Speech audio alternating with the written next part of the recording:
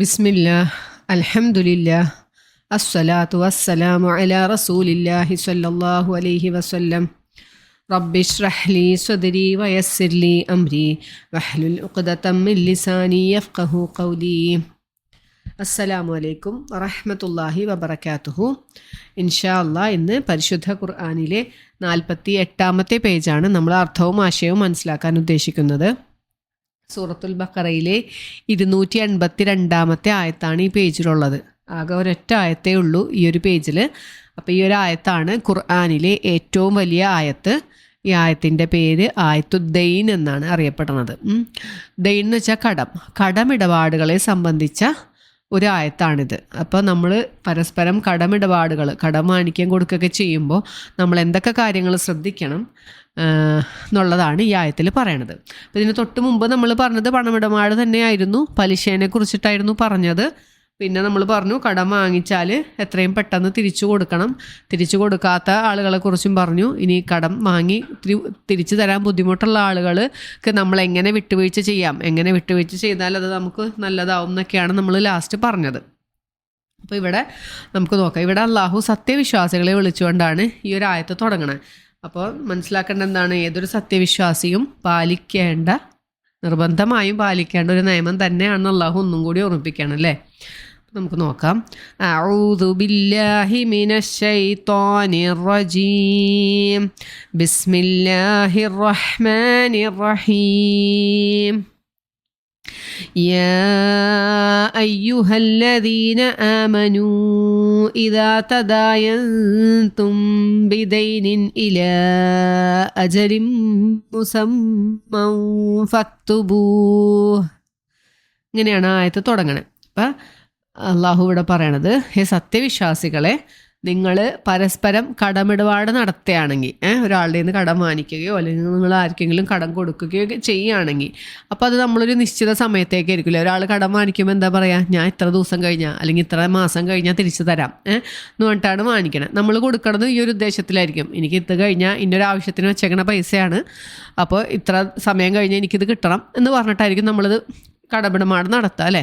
അപ്പം അങ്ങനെ ചെയ്യുമ്പോൾ നിങ്ങൾ എന്ത് ചെയ്യണം, അത് നിങ്ങൾ എഴുതി വെക്കണം എന്നാണ് അള്ളാഹു പറയണത്. അപ്പം യാ അയ്യുഹല്ലദീന ആമനു, ഹേ സത്യവിശ്വാസികളെ, ഇതാ തദായന്തും, ദൈൻ എന്ന് വെച്ചാൽ കടം എന്നാണ്, തദായന എന്ന് വെച്ചാൽ പരസ്പരം കടമിടപാട് നടത്തുക എന്നർത്ഥം. അപ്പം തദായന്തും, നിങ്ങൾ പരസ്പരം കടമിടപാട് നടത്തുന്നതായാൽ, ഇതാന്ന് വെച്ചാൽ ഒരു സന്ദർഭത്തിനെ കുറിക്കണം നമ്മൾ പറഞ്ഞിട്ടുണ്ടല്ലേ.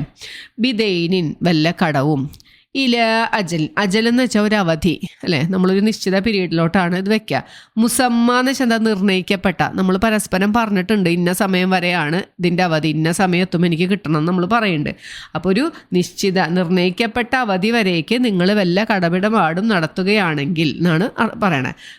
എന്നാൽ ഉക്തുബ് എന്ന് വെച്ചാൽ എന്താ, നിങ്ങൾ എഴുതുക. കതബ എന്ന് വെച്ചാൽ എഴുതി രേഖപ്പെടുത്തുക അല്ലെങ്കിൽ നിയമമാക്കുക എന്നൊക്കെ അർത്ഥമുണ്ടല്ലേ. അപ്പോൾ ഉക്തുബ് അവിടെ കൽപ്പന ക്രിയയാണ്, അള്ളാഹു കൽപ്പിക്കണം, അങ്ങനെയെങ്കിൽ നിങ്ങൾ എഴുതി വെക്കുവിൻ എന്നാണ് പറയണത്. ഇനി അടുത്ത ഭാഗം പറഞ്ഞത്, വൽ യക്തുബ് എഴുതുകയും ചെയ്യട്ടെ, ബൈനക്കും നിങ്ങൾക്കിടയിൽ, കാത്തിബുൻ ഒരു എഴുത്തുകാരൻ, ബിൽ അദൽ നീതി അനുസരിച്ച്. അപ്പോൾ ഇത് ആരാണ് എഴുതി വെക്കേണ്ടത്, ഞാനും വേറൊരാളും തമ്മിലാണ് പൈസയുടെ ഇടപാട് നടത്തണേ. അപ്പോൾ ഇത് എഴുതി വെക്കേണ്ടത് മൂന്നാമതൊരാളാണെന്നാണ് അള്ളാഹു പറയണത്. നിങ്ങളുടെ ഇടയിൽ എഴുത്തുകാരൻ അത് നീതി അനുസരിച്ച് എഴുതി വെക്കട്ടേന്ന്. അപ്പോൾ നമ്മൾ ഓർക്കേണ്ടത്, എന്തിനാണ് ഈ എഴുതി വെക്കാൻ പറയണത്, നമ്മൾ മറന്നു പോവാ അല്ലേ. ഇങ്ങനൊരു കടം സ്വാഭാവിക ചെറുതും വലുതൊക്കെ എഴുതാനാണ് അള്ളാഹു പറയണത്. തുടർന്ന് വരുന്ന ഭാഗത്ത് പറയുന്നുണ്ട്, ചെറിയ കടമിടപാടാണെങ്കിലും വലുതാണെങ്കിലും ഒക്കെ നിങ്ങൾ എഴുതി വെക്കണം. അപ്പോൾ എഴുതി വെക്കണം എന്തിനാണ്, നിങ്ങൾക്ക് മറവി ഉണ്ടാവുക, കൊടുത്ത കാര്യമായി ചിലപ്പോൾ മറന്നു പോവുക, അല്ലെങ്കിൽ നിങ്ങൾക്ക് സംശയം ഉണ്ടാവുക, അയ്യോ ഞാൻ ഇത്രയാണോ കൊടുത്തത്, 10,000 ആണോ 5,000 ആണോ, ഒരു സംശയം, ഇനി ആൾ തിരിച്ച് തന്നോ, അതും സംശയമൊക്കെ ഉണ്ടാവുക, എന്തെങ്കിലും സംശയം ഉണ്ടാവുക. അപ്പോൾ അതൊക്കെ ഇല്ലാണ്ടിരിക്കാൻ. ഇനി അല്ലെങ്കിൽ എന്തായിരിക്കും, ഒരാൾ മരണം എപ്പോൾ വേണമെങ്കിലും വരാം അല്ലേ. അപ്പോൾ മരണപ്പെട്ടു പോയി കഴിഞ്ഞിട്ടുണ്ടെങ്കിൽ നമ്മളുടെ കടമിടപാടിൻ്റെ നമ്മൾ പറഞ്ഞു അതിൻ്റെ പ്രാധാന്യം എത്രയെന്ന് തൊട്ട് മുമ്പത്തെ ആയത്തിൽ നമ്മൾ പറഞ്ഞു അല്ലേ. ബാക്കി ഇപ്പം ഷഹീദായ ഒരാൾക്കും അള്ളാഹു ബാക്കി എല്ലാം തെറ്റുകളൊക്കെ പുറത്തു കൊടുക്കും, എന്തൊഴികെ കടമൊഴികെ. കടമുണ്ടെങ്കിൽ അള്ളാഹു അത് പുറത്തു. അപ്പം അത് ഒരു അടിമയും തമ്മിലുള്ള ഒരു ബാധ്യതയാണ്. അപ്പം അത് അള്ളാഹു ഒരിക്കലും വിട്ടുവീഴ്ച ചെയ്യില്ല. അള്ളാഹുവിനോടുള്ള ആരാധനയിൽ എന്തെങ്കിലും കുറവൊക്കെ ഉണ്ടെങ്കിൽ അള്ളാഹു പുറത്തു വരും. പക്ഷേ രണ്ടടിമകൾ തമ്മിലുള്ള കാര്യങ്ങൾ അത് അവർ തന്നെ നീതിപൂർവ്വം ചെയ്യണം എന്നാണ് അള്ളാഹു നമുക്ക് പഠിപ്പിച്ചു തന്നിട്ടുള്ളത്. അപ്പോൾ മരണം സംഭവിക്കാമല്ലേ. അപ്പോൾ അതും നമ്മളിപ്പോൾ എപ്പോഴും ആലോചിക്കേണ്ടത് നമുക്ക് ആരെങ്കിലും ആയിട്ട് കടമിടപാടുണ്ടോ. പുരുഷന്മാരെ ആലോചിക്കണം, എൻ്റെ കടത്തിൻ്റെ കാര്യം ആരെങ്കിലും കൂടുതലും പുരുഷന്മാരാണല്ലേ സാമ്പത്തിക കാര്യങ്ങളൊക്കെ നോക്കണത്. അപ്പോൾ അത് നമ്മൾ എഴുതി വെക്കണം. ഒന്നില്ലെങ്കിൽ ഭാര്യയോ അല്ലെങ്കിൽ മക്കളോ ആരെങ്കിലോടും നമ്മൾ പറഞ്ഞു വെക്കണം. അപ്പം തന്നെ കാണിച്ചു കൊടുക്കണം എന്നില്ല. അല്ലെങ്കിൽ ഇന്നൊരു സ്ഥലത്ത് അല്ലെങ്കിൽ ഇന്നൊരു ഡയറിയിൽ ഞാൻ എൻ്റെ കാര്യങ്ങൾ എഴുതി വെച്ചിട്ടുണ്ട്, മരണം എപ്പോൾ വേണമെങ്കിലും വരാലോ, അങ്ങനെയാണെങ്കിൽ നിങ്ങളത് നോക്കണം. ആരെങ്കിലും തരാനുണ്ടെങ്കിലും കൊടുക്കാനുണ്ടെങ്കിലും വ്യക്തമായി നമ്മൾ എഴുതി വെക്കണം എന്നാണ് ഇപ്പോൾ അള്ളാഹു പറയണത്. അപ്പോൾ ഈ കരാർ എഴുതേണ്ടത് ആരാണ്? മൂന്നാമതൊരാളാണ് അല്ലേ. നമ്മളിപ്പോൾ രണ്ടുപേരുടെ ഭാഗത്തുനിന്നും എഴുതി വരുമ്പോൾ എന്തെങ്കിലും സ്വന്തത്തിനോടൊരു ചായ്വ് ഉണ്ടാവണ്ടെന്ന് ഓർത്തിട്ടാണ് മൂന്നാമതൊരാൾ, ഇതിൽ യാതൊരു ബന്ധവും ഇല്ലാത്ത മൂന്നാമതൊരാൾ. അപ്പം അയാൾ എന്ത് ചെയ്യണം? രണ്ടുപേർക്കും ഈക്വലായിട്ട് ആർക്ക് ഏതാണോ നീതിയായ നീതിപൂർവം അത് ആ കരാർ എഴുതണം എന്നാണ് അള്ളാഹു പറഞ്ഞിരുന്നത്. ഇനി വലായ കാത്തിബുൻ ഐ യക്തുബ കമാ അല്ലമഹുല്ല. ഇനി ഒരു എഴുത്തുകാരനും എഴുതേണ്ട വിധപ്രകാരം അള്ളാഹു നിങ്ങൾക്ക് പഠിപ്പിച്ചു തന്ന പ്രകാരം എഴുതാനായിട്ട് ഒരാളും വിസമ്മതിക്കാൻ പാടില്ല. ഇത് പറയാൻ കാരണം ഈ ആയത്ത് അവതരിക്കുന്ന സമയത്ത് അറബികളുടെ ഇടയിൽ വിദ്യാഭ്യാസം ഉള്ളവർ വളരെ കുറവാണ്. നമ്മൾ മുമ്പ് പറഞ്ഞിട്ടുണ്ടല്ലേ, അവർക്ക് എഴുത്തും വായനയും അറിയാവുന്നവരൊക്കെ വളരെ കുറവാണ്. അപ്പോൾ ഈ എഴുതാൻ അറിയണവർക്ക് ഭയങ്കര ഡിമാൻഡായിരിക്കും. അപ്പോൾ അവർ നമ്മൾ വന്ന് പറയുകയാണ് ഇങ്ങനെ ഒരു കരാർ എഴുതി തരണം എന്ന് പറഞ്ഞാൽ അവരത് വിസമ്മതിക്കാൻ പാടില്ല, എനിക്ക് എഴുതരാൻ പറ്റൂല എന്ന് പറയാൻ പാടില്ല എന്ന്. കാരണം എന്താണ്? ഈ എഴുത്തും വായനയൊക്കെ ആരാണ് പഠിപ്പിച്ചത്? അള്ളാഹു ആണെന്ന് ഇവിടെ അള്ളാഹു ഓർമ്മിപ്പിക്കുകയാണ് അല്ലേ. നമ്മൾ ആദ്യം ഇറങ്ങിയ ആയത്താണ് അലഖില ആയത്തല്ലേ. അതിലെന്താണ് പറയുന്നത്? അള്ളാഹു ആണ് നിങ്ങൾക്ക് അറിയാത്തത് നിങ്ങൾക്ക് പഠിപ്പിച്ചു തന്നു എന്ന് പറയുന്നുണ്ട്. അതുപോലെ സൂറത്തുർ റഹ്മാൻ റഹ്മാനിലും പറയുന്നുണ്ട് അല്ലേ. റഹ്മാൻ കഴിഞ്ഞാൽ പിന്നെ പറഞ്ഞെന്താ? അല്ലമൽ ഖുർആൻ എന്നാണ് അല്ലേ. ഖുർആൻ നിങ്ങൾക്ക് പഠിപ്പിച്ചു തന്നു. അപ്പം അള്ളാഹു ഇവിടെ പറയണത് എന്താണ്? ഞാൻ നിങ്ങൾക്ക് പഠിപ്പിച്ച് തന്നതുപോലെ നിങ്ങൾ എഴുതാനായിട്ട് വിസമ്മതിക്കരുത്. വലായ അബാന്ന് വെച്ചാൽ വിസമ്മതിച്ചു എന്നാണ്. നമ്മൾ ഇബ്ലീസിനോട് സുജൂദ് ചെയ്യാൻ പറഞ്ഞപ്പോഴൊക്കെ വന്ന വാക്കാണല്ലേ, അവൻ വിസമ്മതിച്ചു അബാ. അപ്പം ഇവിടെ വലായ നിങ്ങൾ വിസമ്മതിക്കുകയും ചെയ്യരുത്. കാത്തിബുൻ ആരാണ്? കത്തബാന്ന് വെച്ചാൽ എഴുതി. അപ്പോൾ അത് എഴുതുന്ന ആളെ പറയണത് കാത്തിബ്, അതിൻ്റെ ഫായിലാണ്. കർത്താവ്, ക്രിയ ചെയ്യണ ആള്. അപ്പം കാത്തിബുൻ ഒരു എഴുത്തുകാരനും വിസമ്മതിക്കാൻ പാടില്ല. യക്തുബ എഴുതുവാൻ, കമാ അല്ലമഹുല്ല അള്ളാഹു അവനെ പഠിപ്പിച്ചതുപോലെ. ഇനി അടുത്ത ഭാഗം പറയണത് ഫല്യക്തുബ് എന്നാൽ എഴുതട്ടെ. ഇത് ആരാണ് എഴുതേണ്ടത്? ഈ എഴുതാനുള്ള വാചകം പറഞ്ഞു കൊടുക്കേണ്ടത് ആരാണോ കടം വാങ്ങിയ ആള്. ഇപ്പം എൻ്റെ നിന്ന് വേറൊരാൾ പൈസ കടം വാങ്ങിച്ചു. അപ്പോൾ ആ വാങ്ങിയ ആളാണ് എഴുതാനുള്ള വാചകം പറഞ്ഞു കൊടുക്കേണ്ടതെന്നാണ് അള്ളാഹുവിടെ പറയണത്. അതെന്തുകൊണ്ടായിരിക്കും? അവനൊരു ഏറ്റുപറച്ചിലും കൂടിയാണ് അല്ലേ, അവനൊരു ഓർമ്മിപ്പിക്കലും കൂടിയാണ്. ഞാൻ ഇന്ന ആൾക്ക് ഇന്നത് കൊടുക്കാനുണ്ട്, ഇത്ര സമയത്തിനുള്ളിൽ കൊടുക്കാമെന്നാണ് ഞാൻ പറയണതെന്ന് ഒരു ഏറ്റുപറച്ചിലും കൂടിയാണ്. അതുകൊണ്ടാണ് അള്ളാഹു ആരാണോ കടം വീട്ടാൻ ബാധ്യസ്ഥനായുള്ളവൻ, കടം വാങ്ങിയ ആൾ ആരാണോ അയാളാണ് ഇത് വാചകം പറഞ്ഞു കൊടുക്കേണ്ടതെന്നാണ് അള്ളാഹു പറയണത്. അപ്പം ഫല്യക്തുബ് അങ്ങനെ അവൻ എഴുതട്ടെ. വൽയുംലില്ലതി യാതൊരുവൻ്റെ മേലാണ് ബാധ്യതയുള്ളത്. അലൈഹിൽ ഹക്ക് ബാധ്യതയുള്ളത്. എന്തിന്? വാചകം പറഞ്ഞു കൊടുക്കുക. യുംലിൽ എന്ന് വെച്ചിട്ടുണ്ടെങ്കിൽ വാചകം പറഞ്ഞു കൊടുക്കുക. അല്ലതി അലൈഹിൽ ഹക്ക് ആരുടെ മേലാണോ കടബാധ്യതയുള്ളത് അവൻ. വല്യത്തഖില്ലാഹ ഇവൻ പറയും എന്ത് വേണം? അള്ളാഹുവിനെ സൂക്ഷിക്കണം. ഇത്തഖ സൂക്ഷിക്കുകയും വേണം, അള്ളാഹുവിനെ സൂക്ഷിക്കുക. റബ്ബ അവൻ്റെ റബ്ബായ അള്ളാഹുവിനെ സൂക്ഷിക്കുകയും ചെയ്യട്ടെ. വലായ ബഹസ് അവൻ കുറവ് വരുത്തുകയും ചെയ്യരുത്. മിൻഹു ഷൈഅ അതിൽ നിന്ന് യാതൊന്നും.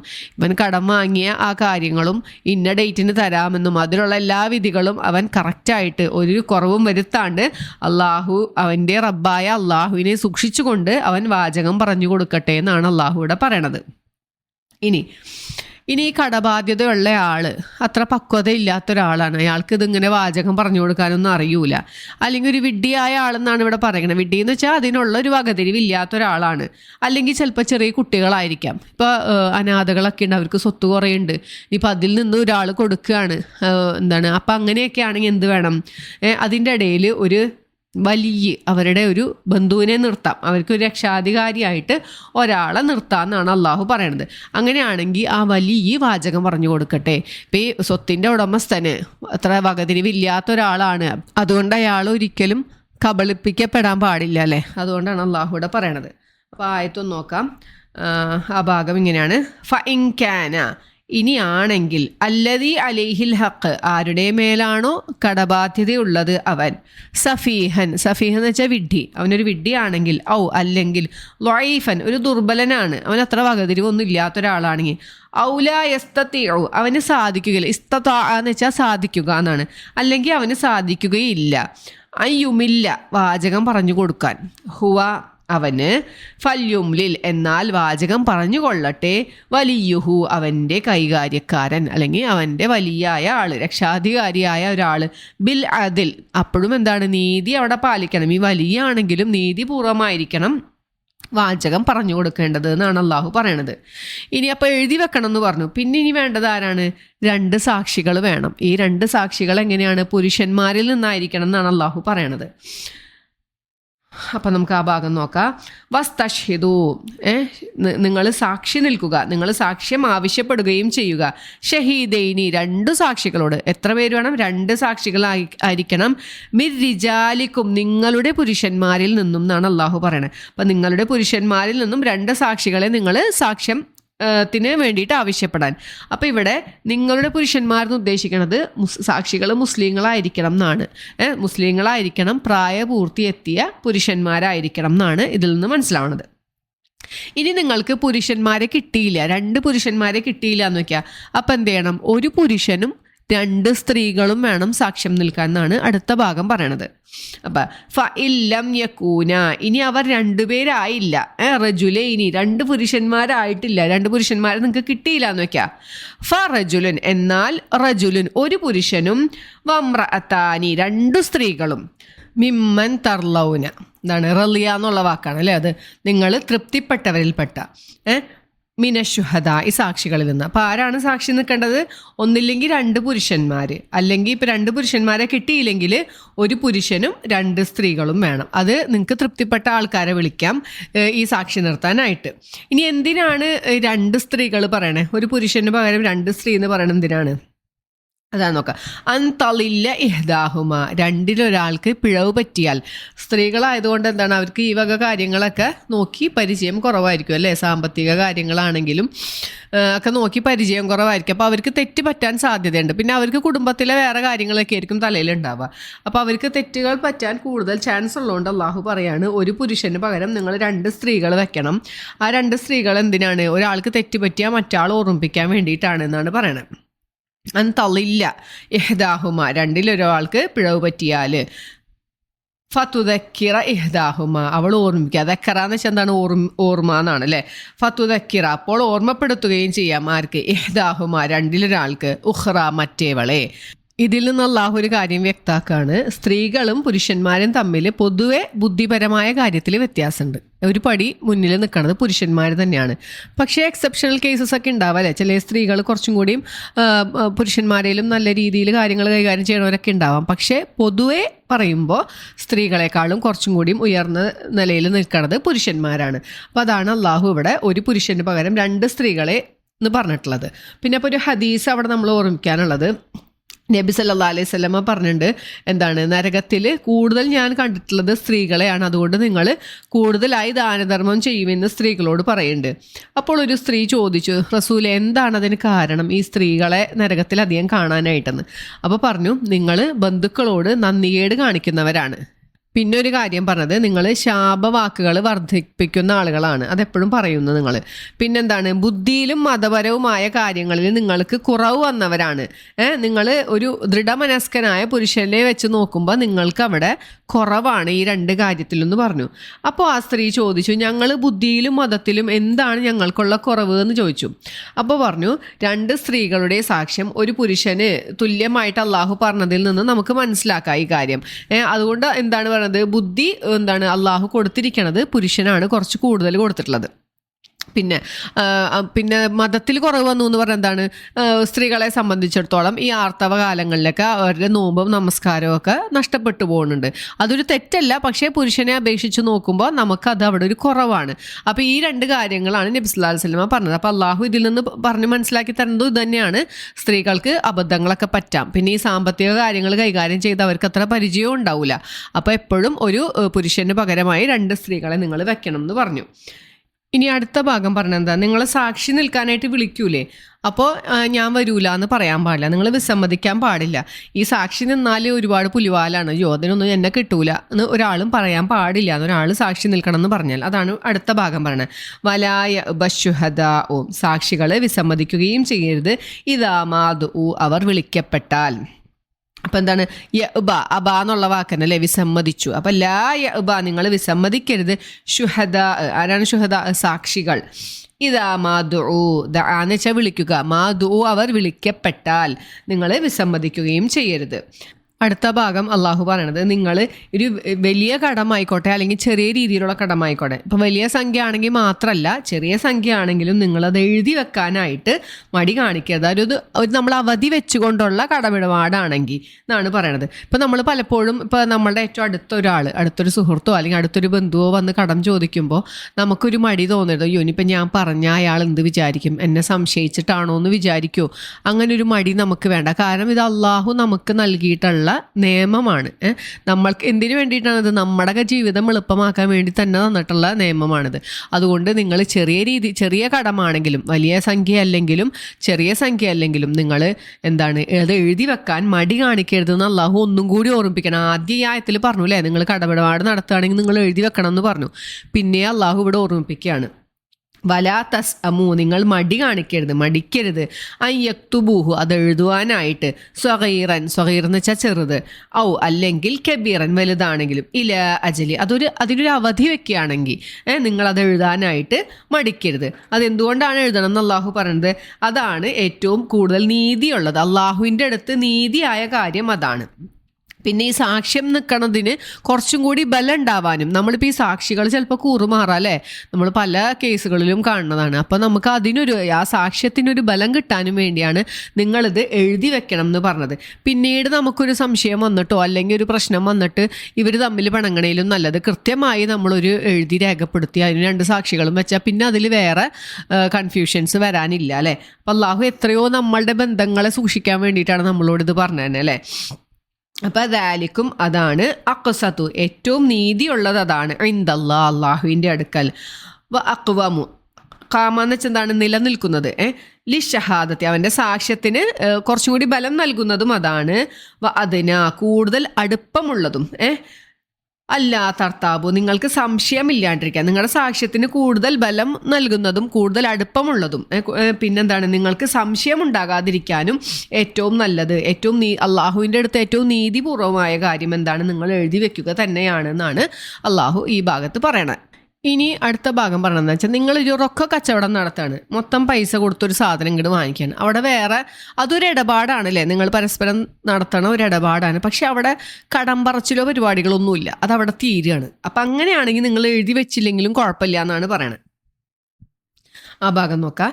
ഇല്ല അൻ തക്കൂന തിജാറത്തിന്, അതൊരു കച്ചവടമായാലൊഴികെ. ആ കച്ചവടമാണെങ്കിൽ നിങ്ങൾ എഴുതണ്ട. അതിന് മുമ്പ് പറഞ്ഞ എന്താണ്? നിങ്ങൾ ചെറുതാണെങ്കിലും വലുതായാലും നിങ്ങൾ അത് എഴുതി വെക്കണം. അത് എന്താണ്? അള്ളാഹുവിൻ്റെ അടുത്ത് നീതി അതാണെന്നൊക്കെ പറഞ്ഞു. ഇനി എന്താണ്? ഒരു കച്ചവടമായ റൊക്ക കച്ചവടം, ഹാലിറത്തെന്ന് വെച്ചാൽ അപ്പം തന്നെ ആ ഇടപാട് തീരാണ്. അങ്ങനെ ഒരു റൊക്ക കച്ചവടമാണെങ്കിൽ നിങ്ങൾ എഴുതി വെക്കണം എന്നില്ല. തുദീറൂനഹ, നിങ്ങളതിനെ നിയന്ത്രിക്കുന്നു. ബൈനക്കും, നിങ്ങൾക്കിടയിൽ തന്നെ കാര്യങ്ങളൊക്കെ നിയന്ത്രിച്ച് നിങ്ങൾ വില നിശ്ചയിച്ച് നിങ്ങൾ ആ ഇടപാട് നടത്തുകയാണ്. ഫലൈസ അലൈക്കും, അപ്പോൾ നിങ്ങളുടെ മേലില്ല ജുനാഹുൻ, ഒരു കുറ്റവും ഇല്ല. അല്ലാ തക്തുബൂഹ, നിങ്ങളത് എഴുതി വെക്കാതിരിക്കുന്നതിന് നിങ്ങളുടെ മേൽ തെറ്റില്ല എന്ന് പറഞ്ഞു. അപ്പം നമ്മൾ മനസ്സിലാക്കേണ്ടത് എന്താണ്? നമ്മളപ്പോൾ ഒരു ഒരു അവധി വെച്ചിട്ടൊരു ഇടപാട് നടത്തുകയാണെങ്കിൽ നിങ്ങളപ്പോൾ അത് എഴുതി വെക്കണം എന്ന് ഇവിടെ മനസ്സിലാക്കാം അല്ലേ. ഇവിടെ തെറ്റില്ല എന്നാണ് പറയണത്. നിങ്ങൾ എഴുതി വെച്ചില്ലെങ്കിലും റൊക്ക കച്ചവടം ആണെങ്കിൽ തെറ്റില്ല, അപ്പം മറ്റോടത്ത് എഴുതി വെച്ചില്ലെങ്കിൽ അത് തെറ്റാണ് അല്ലേ. നമ്മുടെ ഭാഗത്തുനിന്ന് വരണ ഒരു മിസ്റ്റേക്കാണത്. അഷ്ഹിദു ഇദാ തബായത്തും, ഇനിയിപ്പോൾ നിങ്ങൾ റൊക്ക കച്ചവടമാണെങ്കിൽ എഴുതണ്ടെന്ന് പറഞ്ഞു, പക്ഷെ എന്ത് വേണം അതിനിടയിൽ നിങ്ങൾ സാക്ഷി നിർത്തണം. അഷ്ഹിദു, നിങ്ങൾ സാക്ഷി നിർത്തുകയും ചെയ്യുവിൻ. ഇദാ തബായത്തും, നിങ്ങൾ അന്യോന്യം ക്രയവിക്രയം അല്ലെങ്കിൽ വിൽപ്പന നടത്തുമ്പോൾ. ബൈ എന്ന് വെച്ചാൽ എന്താണ്, കച്ചവടമാണ് അല്ലേ. നമ്മൾ സൂറത്ത് ജുമായിൽ എപ്പോഴും കേൾക്കണതാണ് എല്ലാ ജുമാക്ക് പോകുമ്പോഴും. അപ്പോൾ എന്താണ്, നിങ്ങൾ കച്ചവടം നടത്തുമ്പോൾ നിങ്ങൾക്ക് ഇടയിൽ സാക്ഷി നിൽക്കുകയും വേണം. ഇനി പിന്നെ എഴുതണ ആളോ സാക്ഷി നിൽക്കണ ആളോ ഒരു തരത്തിലും ആക്രമിക്കപ്പെടാൻ പാടില്ല എന്ന് അള്ളാഹു പ്രത്യേകം ഓർമ്മിപ്പിക്കുകയാണ്. ഒരാൾ സാക്ഷി നിന്നു എന്നും പറഞ്ഞിട്ട് അയാൾക്ക് എന്നും ഈ കോടതി കയറി ഇറങ്ങാനാ നേരമുള്ളൂവെങ്കിൽ ആലോചിച്ച് നോക്കിയേ, അത് നമ്മൾ ചെയ്യാൻ പാടില്ല. സാക്ഷി നിൽക്കണ ആളെ നമ്മൾ ഒരു തരത്തിലും ബുദ്ധിമുട്ടിപ്പിക്കാൻ പാടില്ല. ഇനി അഥവാ ഈ സാക്ഷി എവിടെയെങ്കിലും ചെന്ന് സാക്ഷ്യം പറയേണ്ട ഒരു അവസരം ഉണ്ടെങ്കിൽ ഇയാളുടെ ഉത്തരവാദിത്തം എന്താണ്, ഇയാൾ ചെന്ന് സാക്ഷി പറയുകയും വേണം എന്നുള്ളതാണ് നമ്മൾ മനസ്സിലാക്കേണ്ടത്. അടുത്ത ഭാഗം അതാണ്, വലായുളാറ കാത്തിബുൻ, ഒരു എഴുത്തുകാരനും എന്താണ് ഒരു തരത്തിലും ദ്രോഹിക്കപ്പെടാൻ പാടില്ല. വലാ ഷഹീദ്, ഒരു സാക്ഷിയും. ഇപ്പം എഴുതുന്ന ആള് അയാൾ നീതിപൂർവ്വമൊക്കെ എഴുതി, അപ്പം ഇനി കുറച്ച് സാമർത്ഥ്യമുള്ള മറ്റേ കക്ഷി വന്നിട്ട് ഇയാളിട്ട് ഉപദ്രവിക്കാൻ പാടില്ല. നീ എന്തിനാണ് അങ്ങനെ ഒരു ക്ലോസ് വെച്ചത്, ഞാൻ പറഞ്ഞ ക്ലോസ് എന്തേ വെക്കാഞ്ഞത് എന്നൊന്നും പറഞ്ഞിട്ട് അയാൾ ഉപദ്രവിക്കാൻ പാടില്ല. ഇനിയിപ്പോൾ ഇയാൾ എഴുതിയത് കൊടുത്തിട്ട് ഇനിയിപ്പോൾ കടം തിരിച്ച് കിട്ടിയില്ലെങ്കിൽ എഴുതിയ ആളുടെ മെക്കെട്ട് കയറിയിട്ടൊന്നും കാര്യമില്ല എന്നർത്ഥം. പിന്നെന്താണ്, വലാ ഷഹീദ്, ഒരു സാക്ഷിയും. സാക്ഷി നിന്ന ആളുടെ അടുത്തും പോയിട്ട് അയാൾ കടമിടപാട് തിരിച്ചു കൊടുത്തില്ല, ഇയാൾ സാക്ഷി നിന്നു എന്നതിൻ്റെ പേരിൽ അയാളെ ഒരു തരത്തിലും ഉപദ്രവിക്കാൻ പാടില്ല എന്നാണ് പറയണത്. അപ്പോൾ ഈ സാക്ഷി നിൽക്കണതിനെ കുറിച്ചിട്ട് നബി സല്ലല്ലാഹു അലൈഹി വസല്ലം പറഞ്ഞ കുറച്ച് ഹദീസുകളുണ്ട്. സാക്ഷികളിൽ ഏറ്റവും നല്ലവൻ ആരാണെന്ന് ഞാൻ പറഞ്ഞു തരട്ടെയോ എന്നാണ് നബി സല്ലല്ലാഹു അലൈഹി വസല്ലം പറയണത്. അപ്പോൾ പറഞ്ഞു, ആവശ്യപ്പെടുന്നതിന് മുമ്പ് തന്നെ താൻ ഏറ്റെടുത്ത സാക്ഷ്യവുമായി വരുന്നവനാകുന്നു. ഒരു അത്യാവശ്യ സന്ദർഭത്തിൽ ഇന്നൊരു സ്ഥലത്ത് നമ്മൾ ചെന്ന് സാക്ഷ്യം പറയേണ്ടതുണ്ടെങ്കിൽ ആരും വന്ന് നിർബന്ധിച്ച് പിന്നാലെ നടന്ന് ഒന്നും ചെയ്യേണ്ട. അയാൾക്ക് അങ്ങനെ ഒരു ആവശ്യം ഉണ്ടെന്ന് തോന്നിയാൽ അയാൾ വന്ന് പറയണതിന് മുമ്പ് തന്നെ, ഞാൻ റെഡിയാണ് കേട്ടോ, ഞാൻ ഇന്ന സ്ഥലത്ത് വന്ന് സാക്ഷ്യം, ഞാൻ ഏറ്റെടുത്ത സാക്ഷ്യം ഞാൻ പറഞ്ഞോളാം എന്ന് പറയണ ഒരാളാണ്. അതായത് വേണ്ടി വരുമ്പോൾ യാതൊരു മടിയും കൂടാതെ സാക്ഷ്യം നിറവേറ്റാൻ പറ്റുന്ന ഒരാളായിരിക്കണം. പിന്നെ നബി സല്ലല്ലാഹു അലൈഹി വസല്ലം പറഞ്ഞ മറ്റൊരു ഹദീസ് ഇങ്ങനെയാണ്, സാക്ഷ്യങ്ങളിൽ വെച്ച് മോശമായവനെ പറ്റി ഞാൻ പറഞ്ഞു തരട്ടെ എന്ന്. അതെന്താണ്, സാക്ഷി നിൽക്കാൻ ആവശ്യപ്പെടുന്നതിന് മുമ്പ് തന്നെ അയാൾ സാക്ഷ്യം അങ്ങോട്ട് പറയും. മറ്റാൾ എന്താ പറഞ്ഞത്, ഞാൻ സാക്ഷ്യം വഹിക്കാൻ വരാൻ റെഡിയാന്നാണ് പറഞ്ഞത്, അവിടെ എത്തുകയാണ് ചെയ്യണം. ഇയാൾ അങ്ങനെയല്ല, സാക്ഷ്യം വഹിക്കാൻ പറയണതിൽ മുമ്പ് തന്നെ ആദ്യം തന്നെ പറയും, എന്താണ്, ഞാൻ സാക്ഷ്യം വഹിച്ചു, അത് മിക്കവാറും കള്ളസാക്ഷ്യമായിരിക്കും എന്നാണ് പറയണത്. അപ്പോൾ സാക്ഷികളെ സംബന്ധിച്ച് മറ്റേ കരാറ് എഴുതിയ ആളെ ഒരിക്കലും ബുദ്ധിമുട്ടിപ്പിക്കാൻ പാടില്ല. അയാൾക്കൊരാവശ്യം വരാണ്, ഇവിടെ വന്ന് ഇന്നൊരു സ്ഥലത്ത് വന്ന് സാക്ഷ്യം പറയേണ്ട ഒരു ആവശ്യം വന്നാൽ ഇയാൾ ചെന്നത് കൃത്യമായി പറഞ്ഞു കൊടുക്കണം, സാക്ഷ്യം പറഞ്ഞു കൊടുക്കണം എന്നാണ് പറയണത്. ഇനി അടുത്ത ഭാഗം പറയണത്, ഇനി നിങ്ങൾ ഈ എഴുതിയ ആളെയോ അല്ലെങ്കിൽ സാക്ഷി നിന്ന ആളെയോ നിങ്ങൾ ബുദ്ധിമുട്ടിപ്പിക്കുകയാണെങ്കിൽ നിങ്ങൾ ധിക്കാരമാണ് ചെയ്യണേന്നാണ് അള്ളാഹു പറയണത്. ഇൻ തഫ്അലു, ഫഅലാന്ന് വെച്ചാൽ പ്രവർത്തിച്ചു എന്നാണ്. അപ്പോൾ ഇനി നിങ്ങൾ പ്രവർത്തിക്കുകയാണെങ്കിൽ, നിങ്ങൾ അവരെ ഉപദ്രവിക്കുകയാണെങ്കിൽ ഫഇന്നഹു ഫുസൂഖൻ, എന്നാൽ അത് ധിക്കാരമാണ്, ബിക്കും, നിങ്ങളിൽ നിന്ന് വരണ ഒരു ധിക്കാരമാണ് അത് എന്ന് പറയുന്നത്. വത്തഖുല്ലാ, നിങ്ങൾ അള്ളാഹുവിനെ സൂക്ഷിക്കുക. വയുഅല്ലിമുക്കുമുല്ലാ, അള്ളാഹു ഇതൊക്കെ നിങ്ങളെ പഠിപ്പിച്ചു തരികയാണ്. വല്ലാഹു ബികുല്ലി ഷൈഇൻ അലീം, അള്ളാഹു എല്ലാ കാര്യത്തെക്കുറിച്ചും അറിയുന്നവനാണ് എന്ന് പറഞ്ഞു. അപ്പോൾ ഇത്രയും കാര്യങ്ങളാണ് ഈ കടമിടപാടുകളെയായിട്ട് സംബന്ധിച്ച് നമ്മൾ പാലിക്കേണ്ട കാര്യങ്ങൾ. അത് അള്ളാഹു പറഞ്ഞെന്താണ്, നിങ്ങൾ പരസ്പരം ഒരു കടമിടപാട് നടത്തുകയാണെങ്കിൽ നിങ്ങളത് എഴുതി വെക്കണം. ഒരു കാര്യം എഴുതി വെക്കണം, എന്തിനാണ്, നിങ്ങൾക്കിടയിൽ സംശയം ഇല്ലാണ്ടിരിക്കാനോ ഇനി അല്ലെങ്കിൽ നിങ്ങൾക്ക് തെറ്റ് പറ്റാതിരിക്കാനോ. ഇപ്പോൾ ഒരാൾ പറയുകയാണ് ഞാൻ കടം തന്ന് വീട്ടി എന്ന് പറഞ്ഞിട്ടുണ്ടെങ്കിൽ മറ്റാൾക്ക് അത് ഓർമ്മയില്ലെങ്കിൽ പെട്ടില്ലേ, പിന്നെ രണ്ടുപേരും തമ്മിൽ പ്രശ്നമായി. അപ്പോൾ ഇതൊന്നും ഇല്ലാണ്ടിരിക്കാൻ അപ്പോൾ എങ്ങനെയാണ് എഴുതേണ്ടത്, എന്താണ്, സാക്ഷ്യം കടം കൊടുത്ത ആളും കടം വാങ്ങിയ ആളും രണ്ടുപേരും ഒപ്പിടണം. അതിൻ്റെ ഇടയിൽ എന്താണ്, ഒരു സാക്ഷിയും ഉണ്ടായിരിക്കണം എന്ന് പറഞ്ഞു അല്ലേ. അപ്പം എന്തായാലും നിങ്ങളത് എഴുതി വെക്കണം, അതാണ് അള്ളാഹുവിൻ്റെ അടുത്ത് നീതി എന്ന് പറഞ്ഞു. ഇനിയിപ്പോൾ എഴുതാൻ അറിയണ ആൾ, ഇപ്പം ഇന്നത്തെ കാലത്ത് തന്നെ നമുക്കറിയാം ഇതിൻ്റെ ടേംസ് ഒന്നും ചിലപ്പോൾ നമുക്കറിയില്ല അല്ലേ, ഈ ആധാരം എഴുതുന്ന ആളുകൾ അല്ലെങ്കിൽ അങ്ങനത്തെ അതിൻ്റെ കുറച്ച് ടേംസ് ഒക്കെ ഉണ്ട്. ഇപ്പോൾ സാധാരണ ഒരാൾക്ക് ചിലപ്പോൾ അത് എഴുതാൻ അറിയണമെന്നില്ല. അപ്പോൾ എന്താണ്, മൂന്നാമതൊരാളെ കൊണ്ട് അത് എഴുതിപ്പിക്കുക, അയാൾക്ക് എഴുതുന്ന ആൾക്ക് അതിനുള്ള എന്താണ് പ്രതിഫലമൊക്കെ വാങ്ങിക്കുക, അതിനൊന്നും കുഴപ്പമില്ല കേട്ടോ. അപ്പം ഞാൻ ആരെങ്കിലും എഴുതാനായിട്ട് വിളിച്ചാൽ ഞാൻ വരൂല എന്ന് പറയാൻ പാടില്ല. അത് പണ്ടത്തെ കാലത്തെ ഉദ്ദേശിച്ചിട്ടായിരിക്കും. ഇപ്പോൾ ആർക്കും ഇപ്പോൾ പൈസ കിട്ടണോണ്ട് എഴുതി തരാൻ ബുദ്ധിമുട്ടൊന്നും ഉണ്ടാവില്ല അല്ലേ. പക്ഷെ അന്ന് എഴുതാൻ അറിയുന്ന ആളുകൾ വളരെ കുറവായിരുന്നു. അപ്പം നിങ്ങൾ വിളിച്ചാൽ വരൂല എന്ന് പറയരുത്. പിന്നെ പറഞ്ഞാൽ ഈ സാക്ഷ്യം പറഞ്ഞു കൊടുക്കേണ്ടത് ആരാണ്, കടം വീട്ടേണ്ട ആൾ ആരാണോ അയാളാണ് ഈ എഴുതേണ്ട വാചകങ്ങൾ പറഞ്ഞു കൊടുക്കണേന്നാണ് പറഞ്ഞത്. അതെന്തിനാണ്, ഇയാൾക്കൊരു ഓർമ്മപ്പെടുത്തൽ, അയാൾ സ്വന്തം ഒരു ഏറ്റുപറച്ചിലാണ്, ഞാൻ ഇത്ര പൈസ ഇന്ന ആൾക്ക് കൊടുക്കാനുണ്ട്, അത് ഞാൻ ഇത്ര ദിവസത്തിനുള്ളിൽ തരാം എന്ന് അയാൾ തന്നെ പറയുകയും ചെയ്യുന്നു. രണ്ടുപേരും, പൈസ കൊടുത്ത ആളും പൈസ വാങ്ങിയ ആളും ഒപ്പിടണം. ഇനിയപ്പോൾ അങ്ങനെ പറഞ്ഞു. അപ്പോൾ ഇനി പറഞ്ഞു കൊടുക്കുന്ന ആളെന്താണ്, വിഡ്ഢിയോ അല്ലെങ്കിൽ അതിനുള്ളൊരു വകതിരിവില്ലാത്ത ഒരാളാണെങ്കിൽ വേണമെങ്കിൽ ഇയാൾക്കൊരു എന്താണ്, ഒരു ഔലിയാനെ വലിയനെ കൊണ്ടുവരാം. വലിയനെ കൊണ്ടുവന്ന് അപ്പം ആ വലിയന് പറഞ്ഞു കൊടുക്കാം എന്താന്ന് വെച്ചാൽ എഴുതേണ്ട രീതി എങ്ങനെയൊക്കെയാണെന്നൊക്കെ അയാൾക്ക് പറഞ്ഞു കൊടുക്കാം. ഇനി സാക്ഷികൾ വേണ്ടത് എങ്ങനെയാണ്? 2 പുരുഷന്മാരാണ് സാക്ഷികൾ വേണ്ടത്.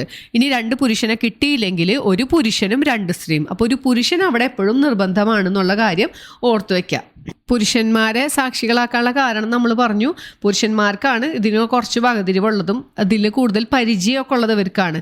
പിന്നെ അല്ലെങ്കിൽ ഒരു സാക്ഷി പറയാൻ പോകണമെങ്കിൽ എളുപ്പം പുരുഷനാണ് അല്ലേ. സ്ത്രീക്ക് വീട്ടിലെ കാര്യങ്ങൾ, കുട്ടികൾ ഇതൊക്കെ ഉണ്ട്, അതൊക്കെ ഇട്ടിട്ട് പോകാനൊക്കെ ബുദ്ധിമുട്ടായിരിക്കും.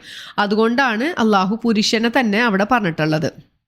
അപ്പോൾ നമ്മൾ ഓർക്കേണ്ടത് പ്രായപൂർത്തിയായ ആളായിരിക്കണം, മുസ്ലിമായി, നിങ്ങളുടെ പുരുഷന്മാരിൽ നിന്നാണ് പറയുന്നത്. അപ്പോൾ മുസ്ലിങ്ങളിൽ പെട്ട ആളായിരിക്കണം സാക്ഷി നിൽക്കേണ്ടത് എന്നാണ് മനസ്സിലാവുന്നത്. പിന്നെ ഈ സാക്ഷി നിൽക്കുന്ന ആൾ എല്ലാവർക്കും ഇഷ്ടമുള്ള ഒരാളായിരിക്കും, പൊതു സമ്മതമുള്ള ഒരാളായിരിക്കണം, മര്യാദയുള്ള ഒരാളായിരിക്കണം എന്നുള്ളത് സാക്ഷികളെ നമ്മൾ തിരഞ്ഞെടുക്കുമ്പോൾ സൂക്ഷിക്കേണ്ട ഒരു കാര്യമാണ്. ഈ ഒരു പുരുഷന് പകരം 2 സ്ത്രീനെ വെച്ചേക്കണതിൻ്റെ കാര്യം ഈ സ്ത്രീകൾക്ക് തെറ്റ് പറ്റാം. അപ്പോൾ ഒരാൾക്ക് തെറ്റിയാൽ മറ്റാൾക്ക് ഓർമ്മപ്പെടുത്താൻ വേണ്ടിയിട്ടാണെന്ന് പറഞ്ഞു. ഇനിയിപ്പോൾ സാക്ഷികളായി നിൽക്കാൻ പറഞ്ഞ് വിളിച്ചാൽ അയ്യോ ഞാൻ സാക്ഷിയാവാൻ വരൂല എന്നൊരാളും പറയാൻ പാടില്ല. കാരണം എന്തായാലും കുറച്ച് ബുദ്ധിമുട്ടൊക്കെ ഉണ്ടാവില്ലേ, സാക്ഷി പറയാൻ പോകണം, ഇനി അതിൻ്റെ പേരിൽ വല്ലവർക്ക് ഇഷ്ടക്കേടൊക്കെ ഉണ്ടാവും, അതൊക്കെ ഓർത്തിട്ട് അയ്യോ ഞാനിതിലൊന്നും ഇല്ല എന്ന് പറഞ്ഞ് നിൽക്കാൻ പാടില്ല. പിന്നെ എന്താ പറയുക, നിങ്ങൾ എഴുതി വെക്കാൻ മടിക്കരുതെന്ന് പിന്നെ അള്ളാഹു പറയാണ്. നിങ്ങൾ ചെറിയ കടായിക്കോട്ടെ അല്ലെങ്കിൽ വലിയ കടായിക്കോട്ടെ എന്താണെങ്കിലും നിങ്ങളത് ഒരു അവധി വെച്ചിട്ടുള്ളതാണെങ്കിൽ നിങ്ങളത് എഴുതി വെക്കണം എന്ന് പറഞ്ഞു. ഇതാണ് അള്ളാഹുവിൻ്റെ അടുത്ത് നീതി. നമ്മളിപ്പോൾ ഒന്ന് എഴുതി വെക്കാണ്ട് ഒരു കടമിടപാട് നടത്തി, എന്നിട്ട് അള്ളാഹുവിൻ്റെ അടുത്ത് പരലോകത്ത് ചെന്നിട്ട് നമ്മൾ പരാതി പറയുകയാണത് ഇന്നൊരാൾ എനിക്ക് ഇത്ര പൈസ വാങ്ങിച്ചിട്ട് തന്നില്ല എന്ന് പരാതി പറയാൻ യാതൊരു അർഹതയും ഇല്ല എന്നാണ് പണ്ഡിതന്മാർ പറയണത്. ഈ എഴുതി വെച്ചിട്ടില്ലെങ്കിൽ, കാരണം അള്ളാഹു നമുക്കിതൊക്കെ പഠിപ്പിച്ചേക്കണം എന്തിനാണ്? നമ്മളത് ജീവിതത്തിൽ ചെയ്യാൻ വേണ്ടിയിട്ടാണ്. നമ്മൾ ഒരുപാട് കഥകൾ കേട്ടിട്ടുണ്ടല്ലേ, സംഭവങ്ങൾ പറ്റിച്ചു പോണതും. നമ്മളിനിയിപ്പോൾ എത്രയൊക്കെ സൂക്ഷിച്ചാലും ഇനി കരാറ് വെച്ചിട്ട് വരെ പറ്റിച്ചിട്ട് പോണ ആൾക്കാരുണ്ട്. അപ്പോൾ പിന്നെ അതിൽ വെക്കാത്തവൻ്റെ കാര്യം പറയേണ്ട ആവശ്യമില്ലല്ലോ. അപ്പോൾ നമുക്ക് അള്ളാഹുവിൻ്റെ അടുത്ത് നീതി കിട്ടണമെങ്കിലും എന്താണ്, ഈ പറയണ കരാറ് നമ്മൾ എഴുതി വെക്കണം എന്നാണ് പറഞ്ഞത്. പിന്നെ പറഞ്ഞത് നിങ്ങളൊരു റൊക്ക കച്ചവടം നടത്തുകയാണ്, ഇപ്പം തന്നെ പൈസ കൊടുത്ത് സാധനം ഇങ്ങോട്ട് വാങ്ങി അതോടുകൂടി കച്ചവടം തീരുകയാണെങ്കിൽ നിങ്ങളത് എഴുതി വെക്കേണ്ട ആവശ്യമില്ല, നിർബന്ധമില്ല. ഇനി നിങ്ങൾ എഴുതി വെച്ചില്ലെങ്കിലും എഴുതി വെച്ചാലും കുഴപ്പമില്ല എന്നർത്ഥം. എഴുതി വെക്കണം എന്ന് അള്ളാഹുവിൻ്റെ ഭാഗത്തുനിന്ന് നിയമമൊന്നുമില്ല. പക്ഷെ അതിനും എന്ത് വേണം? സാക്ഷികൾ അതിനും നിർബന്ധമാണ്. ഇതൊക്കെ എന്തിന്? പിന്നെ പറഞ്ഞു എഴുതിയ ആളെയോ സാക്ഷി നിന്ന ആളെയോ നിങ്ങൾ ദ്രോഹിക്കാൻ പാടില്ല. പിന്നെ എന്താണ്, ഇനി നിങ്ങൾ ദ്രോഹിച്ചു കഴിഞ്ഞാൽ അത് നിങ്ങളിൽ നിന്നുള്ള ധിക്കാരമാണ്, നിങ്ങൾ അള്ളാഹുവിനെ സൂക്ഷിച്ചോ എന്നൊരു താക്കീത് അവിടെ അള്ളാഹു നൽകുന്നുണ്ട്. എന്നിട്ട് പറഞ്ഞു ഇതൊക്കെ ഞാൻ നിങ്ങളെ പഠിപ്പിച്ചു തരുന്ന കാര്യങ്ങളാണ്. അള്ളാഹു പറയാണ് വയു അല്ലിമുക്കുമുള്ള, ഇതൊക്കെ അള്ളാഹു നിങ്ങളെ പഠിപ്പിക്കുന്നു. അള്ളാഹു എല്ലാ കാര്യവും അറിയുന്നുണ്ട് എന്ന്. നമ്മൾ എന്തൊക്കെ തന്നെ ചെയ്താലും ഇതൊക്കെ അള്ളാഹു അറിയുന്നുണ്ട് എന്നാണ് ഈ ഒരു ആയത്തിൽ പറയണത്. അപ്പോൾ ഈ ആയത്ത് ഖുർആനിലെ ഏറ്റവും വലിയ ആയത്താണ്. ആയത്തുദ്ദൈൻ എന്ന് വെച്ചാൽ കടമിടപാട് എന്നാണ് അർത്ഥം. അപ്പം കടമിടപാടുകളെ സംബന്ധിച്ച ആയത്താണ് ഏറ്റവും വലുത്. അപ്പം അതിൻ്റെ പ്രാധാന്യം നമുക്ക് അതിൽ നിന്ന് തന്നെ മനസ്സിലാക്കാം അല്ലേ. അള്ളാഹു എത്രയോ കാര്യങ്ങൾ പറഞ്ഞു തന്നു നമുക്ക്. അപ്പം അത്രയൊക്കെ ഉള്ളൂ. ഈ ഒരു പേജിൽ ഒറ്റ ആയത്തുള്ളൂ. ഒരായത്തുള്ള ആകെ ഒരു പേജ് ഇത് മാത്രമായിരിക്കും. ഇൻഷാ അല്ലാഹ് അടുത്ത ഭാഗം അടുത്തൊരു ഓഡിയോയിൽ നോക്കാം. അപ്പോൾ നമുക്ക് നിർത്താം. സുബ്ഹാനക അല്ലാഹുമ്മ വബിഹംദിക അഷ്ഹദു അൻ ലാ ഇലാഹ ഇല്ലാ അൻത അസ്തഗ്ഫിറുക വഅതൂബു ഇലൈക്. അസ്സലാമു അലൈക്കും വറഹ്മത്തുള്ളാഹി വബറകാതുഹു.